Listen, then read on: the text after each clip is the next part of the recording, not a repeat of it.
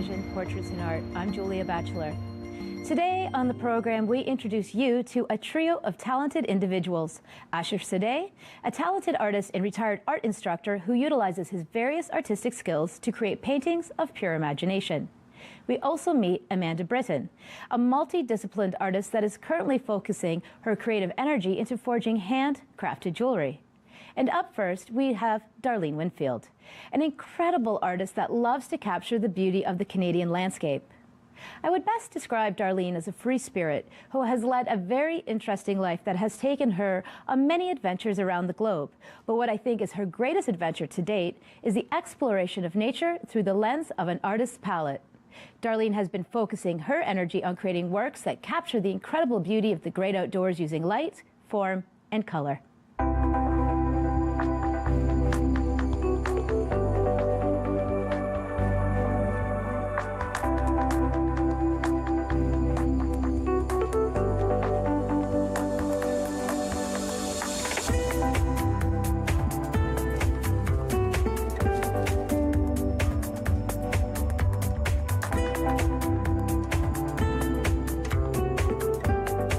I always wanted to travel when I was young and see all the great museums with all the paintings and everything else. And as I was traveling under different circumstances, I ended up doing some modeling, and I just fell into it one day when I thought I was going for lunch. I ended up getting a modeling job.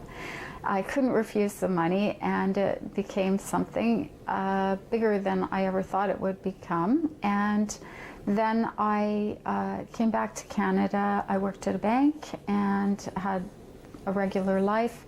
And finally, I started painting again and drawing.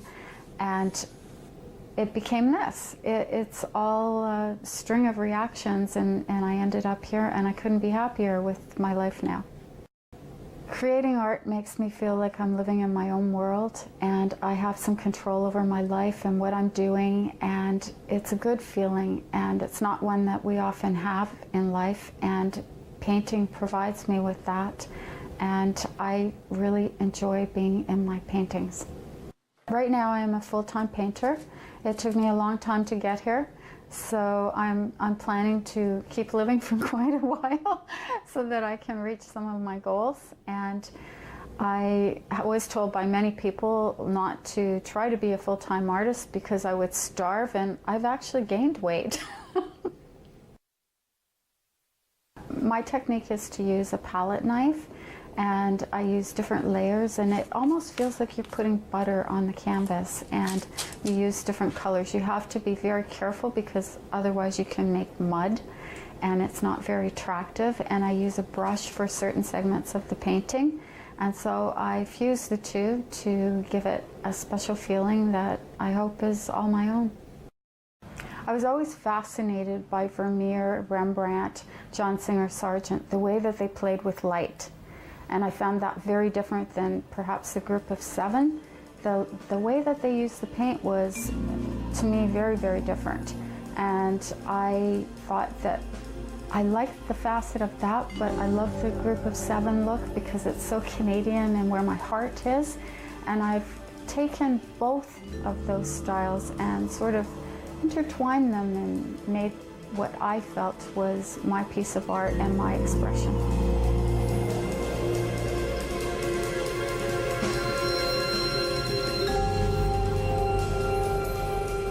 What inspires me is the Canadian landscape. I love the rugged feel of it, and I'm trying to emulate that on my paintings to really feel it when the viewer looks at the painting, that they're there.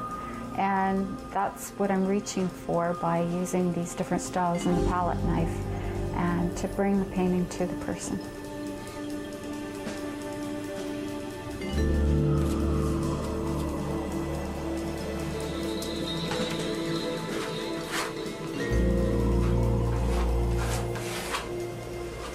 I love painting large, and it makes me feel like I am there and I'm really exploring while I'm in the painting. I sometimes hate to leave my painting, even though I know I can overwork it, and I try not to do that anymore. And I think you need to leave your painting at a certain time and let go.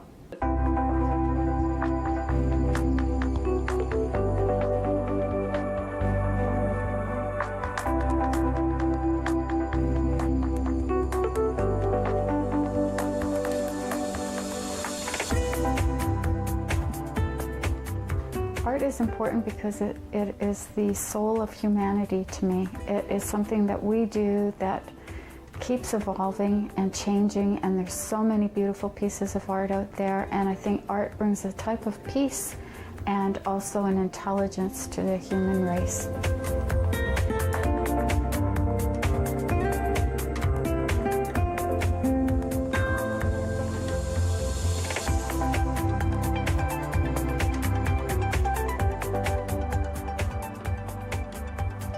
My expression of painting is basically our land, our responsibility, and I hope that I'm reaching people with that idea through my paintings, that they see trees and realize we won't be breathing if we don't have trees.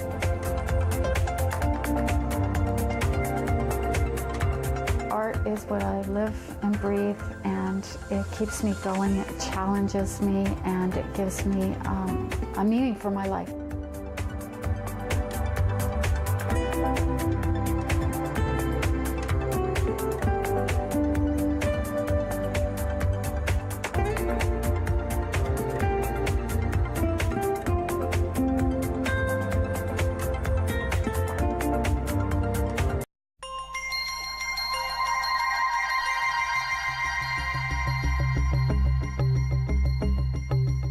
Asher Sadeh has spent his entire life pursuing his artistic endeavors. From an early age, Asher has been recognized for his talent and was inspired to pursue a career that allowed him to use that talent. He worked for many years as a teaching master at the School of Design and Visual Arts at Georgian College, and now retired, Asher is able to pursue his love of drawing, photography, and painting on a full-time basis.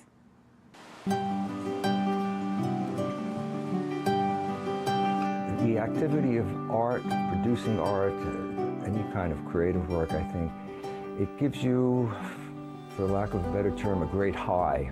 I get this tremendous feeling of accomplishment when it goes well, and it just doesn't stay there. It's then shared, because I have a physical result of what I've done that I can show to others. So it's, in a sense, it's sort of, the activity can be selfish initially. It's very self-concerned, very extremely introspective, but the minute I'm done, it's, as I said, it goes out into the world, and that's a wonderful feeling to be able to show your work and have it appreciated by others. It's like somebody reading your mind, because very often our feelings just remain inside, and it's hard to get out. This way, it's put into a physical form, and then other people can see that, and hopefully, if it's successful, get some of that feeling, that grand, wonderful feeling that I had when completing the painting.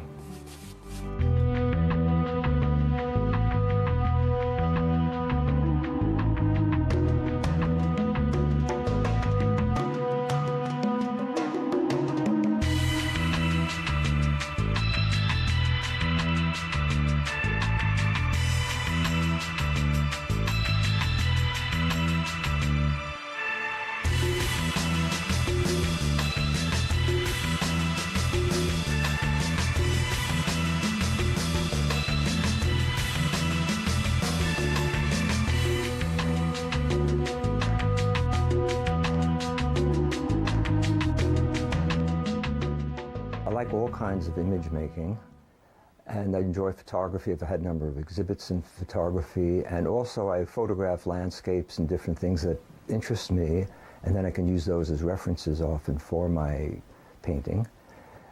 Any kind of picture making I enjoy, even construction. I like carpentry and things like that. Oil painting is my favorite medium. I've worked in watercolor. I find it's not very forgiving. Oil painting, I can make changes as I go. I'm often altering it and adjusting it and inventing as I go. I might carefully plan a painting as far as I can to get off to a good start, but then as I'm working, I discover other ways to deal with it and other processes to use, other elements to put in or to take out of a painting. I like to feel creative in the sense of being like a movie director. So to me, the painting is like a stage or the scene. And then what I do is I take my actors, it could be 20 figures, it might be one, and then I can decide, okay, you stand there, and I'll decide on the set design, the lighting, and so on. So I'm creating the image rather than simply copying something. Now there's some very good artists who can sit and look at a seed and copy it leaf by leaf or finger by finger, and I think that's quite good too. For me, it's usually not enough. I want to say something about it. I want to use my imagination, hopefully make some kind of statement or express thoughts or feelings about situations, but mostly creating situations that never existed.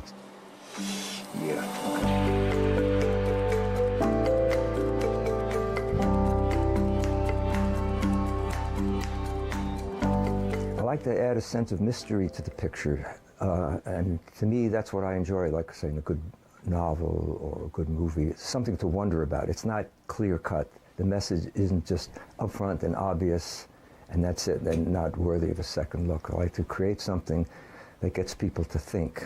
If something has a catch, something intriguing, even something superficial, grabs the attention, and hopefully beyond that I have something underneath that surface eye grabber to get people wondering and thinking.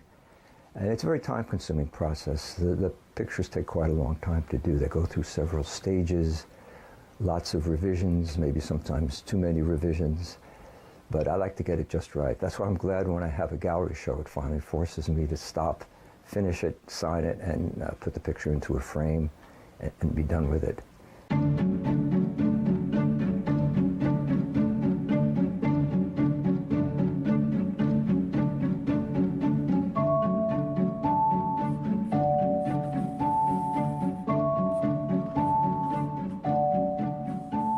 It's very interesting. I do a painting for my own purpose in a sense, but being aware of an audience. But once it's out there in the world, it's like your kids. It's like you raise a child that goes out in the world, and after that, so much more happens that you could not have intended in terms of how people see it, how they interpret it, and everyone brings their own psychological baggage to whatever they view, and every person will see the same painting in a different way, which to me is very interesting. I have certain intentions. Sometimes it hits the nail on the head where someone will say something and I say, yeah, that's exactly what I had in mind. And then they'll say something which I didn't have in mind, or maybe I was unconsciously thinking of it while I painted, or something where they see something totally different from what I had intended, and that's quite something too.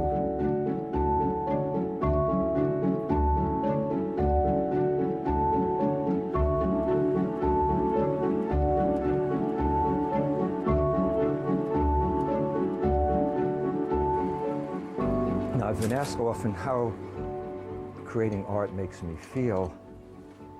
That's a tough one to answer. It's kind of a roller coaster. In fact, when I hear people say, oh, how lucky you are, you've got a hobby, what fun. It's not. I would say much of the time, maybe most of the time, it's very frustrating because what I'm trying to do is very difficult. It's not just, flipping a smear of paint and saying, wow, look at this. It's a lot of development, and until I get it right, I'm very fussy that way. It's very difficult, very frustrating.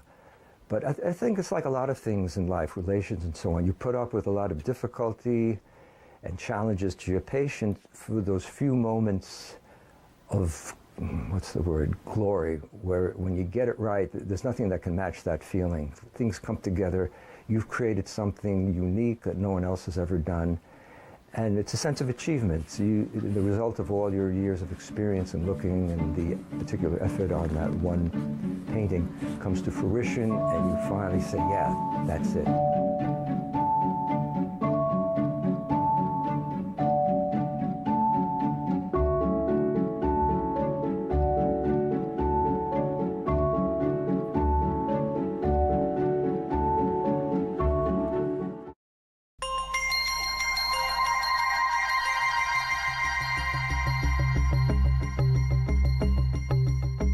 Like many artists, Amanda Brittin has been displaying her creative side since childhood.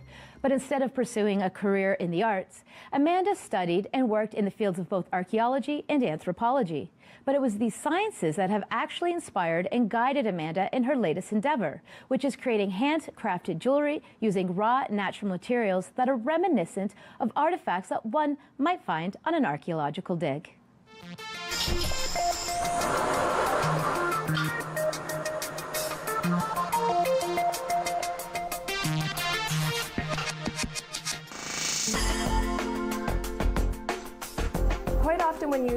are trying to create a piece of jewelry, the stone is, if you're going to work with a stone with it, that really is the inspiration. That's the starting point, and your design comes to highlight that stone, to make the piece work with that stone. And so everything you're trying to do is to highlight that particular piece. Or even if you're just working with metal, for example, if I was just making a bronze wedding ring, the bronze itself, because I like to combine silver with the bronze and then create these colorful or dark patinas. So you're trying to make that piece work, but you've got to work with because silver and bronze, they have little different melting points, and make it come together in a way that's going to be just a beautiful piece, but simple usually with that.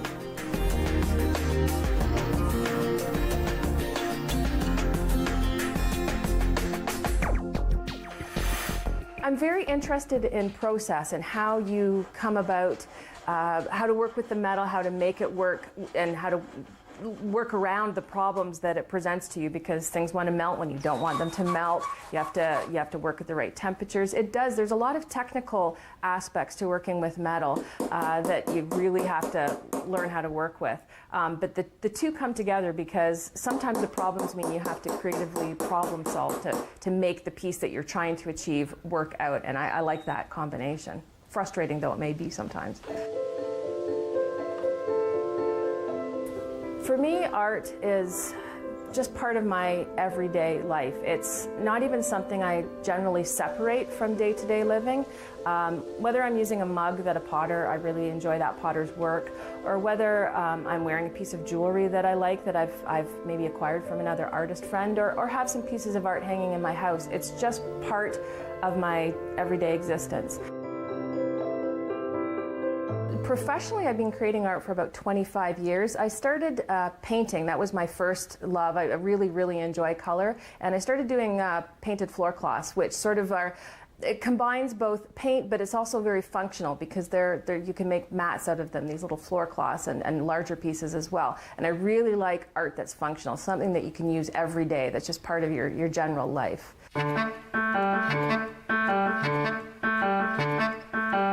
I'm really inspired by nature. That's a big source of inspiration. I love birds. I tend to work with birds, different animals, but I'm very stylized. I like funky kind of elements, so that is a big inspiration. And because I have a background in archaeology, I look at some of the Viking, some of the Roman pieces. Garnet and bronze would often be used together, and those are also sources of inspiration. Not to mimic what was there, but I love the simplicity and you can see how handmade those pieces are. I really like that. So I would say that my jewelry is very rustic in style, and those are sources of inspiration for me.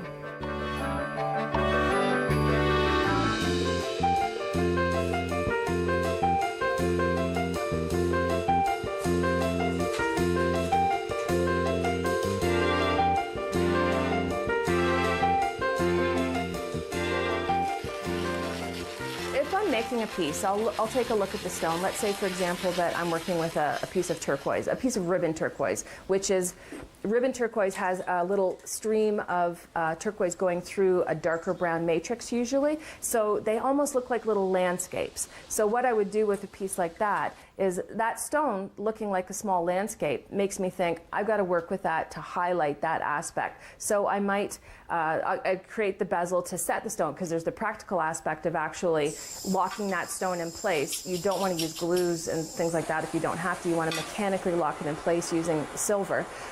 So I'll create the bezel and then the background piece of silver, and then what do I want to do to highlight that? Make that look like a little river running through a landscape, for example, with the ribbon turquoise. So what I might do is actually create undulating pieces to go around it, so that you see the movement of the turquoise within that matrix. And then, does it need anything beyond that? Is it going to be a ring? Is it going to be a necklace? So the piece really tells me usually what I should do with it. Sometimes you change your mind halfway through, thinking, oh, I'm going to create a necklace out of that. But then as the piece moves along, you just think that's got to be a ring. So it just it's really motivated by the stone itself usually.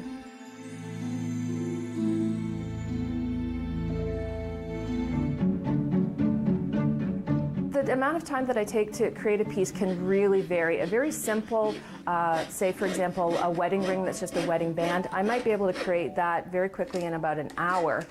Whereas a piece that I'm taking maybe a really lovely opal that's a little bit more expensive that I want to create a really fine piece out of that might take me 4 or 5 hours. And then there's all the design time. Often you'll put a stone out, you'll sit, you'll draw around that piece of stone and come up with some different designs, reject a few of those designs, so that process can maybe you could work on that for several hours and keep changing your mind about it. But then the actual creation of the piece could take 4 or 5 hours if it's a little bit of a fancier piece.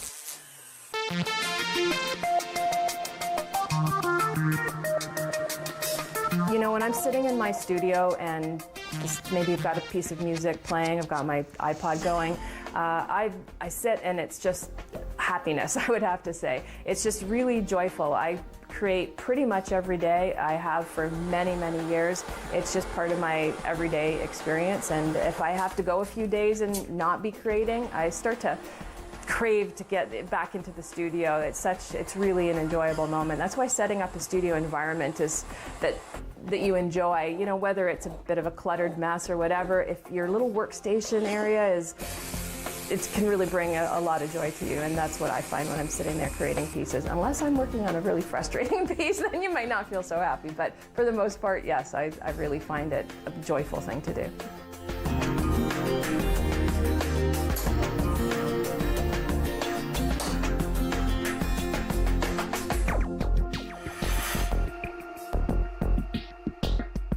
I think art's important because we all crave it, you know, and just part of our everyday life.